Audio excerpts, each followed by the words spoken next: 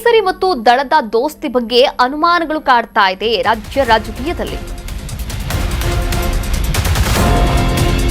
ತೂಗಾಟದಲ್ಲಿ BJP ಮತ್ತು JDS ಮೈತ್ರಿ ಇರುವಂತದ್ದು. ಕೇಸರಿ ಮತ್ತು ದಳ ದೋಸ್ತಿ ಬಗ್ಗೆ ಭಾರಿ ಅನುಮಾನಗಳೇ ವ್ಯಕ್ತವಾಗ್ತಾ ಇದೆ.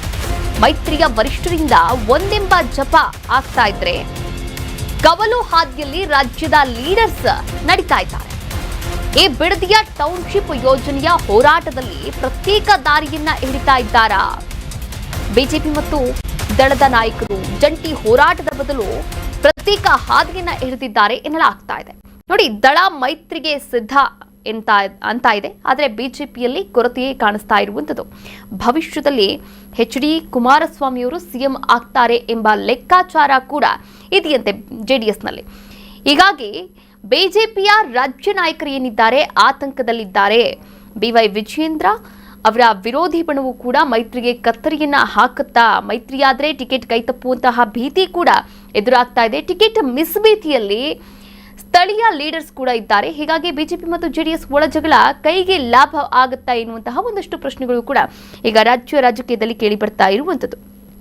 ಈ ಒಂದು ವಿಚಾರಕ್ಕೆ ಸಂಬಂಧಪಟ್ಟಂತೆ ನಮ್ಮ ಪ್ರತಿನಿಧಿ ಕಿರಣ್ ಕಾನ್ಮನೆ ದೂರವಾಣಿ ಸಂಪರ್ಕದ ಮೂಲಕ ಜಾಯಿನ್ ಆಗ್ತಾ ಇದ್ದಾರೆ. ಮತ್ತಷ್ಟು ಅಪ್ಡೇಟ್ಸ್ ಕೂಡ ನೀಡ್ತಾ ಹೋಗ್ತಾರೆ.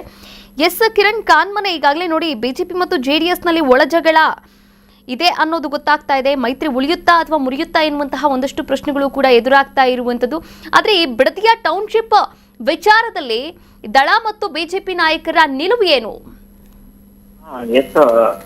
ಹೌದು, ಏನು ರಾಜ್ಯ ರಾಜಕೀಯದಲ್ಲಿ ಏನು ಬಿಜೆಪಿ ಮತ್ತು ಜೆಡಿಎಸ್ ನ ಮೈತ್ರಿ ಈಗ ಸದ್ಯಕ್ಕೆ ಒಂದು ರೀತಿಯಲ್ಲಿ ಗೊಂದಲದಲ್ಲಿದ್ದಂತೆ ಕಾಣ್ತಾ ಇದೆ. ಯಾಕಂತ ಹೇಳಿದ್ರೆ ಈಗ ಬಿಡದಿ ವಿಚಾರವಾಗಿ ಈಗಾಗಲೇ ಜೆಡಿಎಸ್ ಪಾದಯಾತ್ರೆಯನ್ನ ಬೆಂಗಳೂರಿಂದ ಬಿಡದಿಯಿಂದ ಬೆಂಗಳೂರಿಗೆ ಪಾದಯಾತ್ರೆಯನ್ನ ಮಾಡೋದಕ್ಕೆ ಸಿದ್ಧತೆಯನ್ನು ಮಾಡ್ಕೊಂಡಿದ್ರೆ, ಬಿಜೆಪಿಯು ಕೂಡ ಬಿಡದಿಯಿಂದ ಬೆಂಗಳೂರಿಗೆ ಪಾದಯಾತ್ರೆಯನ್ನ ಮಾಡೋದಕ್ಕೆ ಘೋಷಣೆಯನ್ನು ಮಾಡಿದೆ.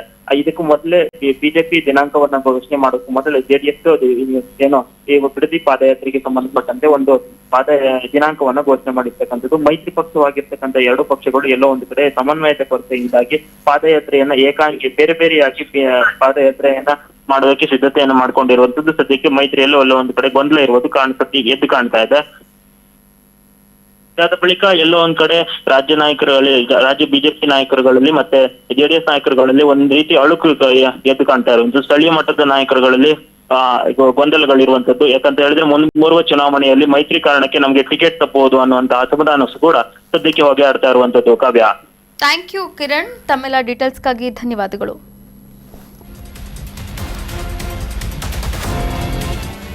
ಕರ್ನಾಟಕ ನ್ಯೂಸ್ ಬೀಟ್ ಫಾಲೋ ಮಾಡಿ, ಸಬ್ಸ್ಕ್ರೈಬ್ ಮಾಡಿ.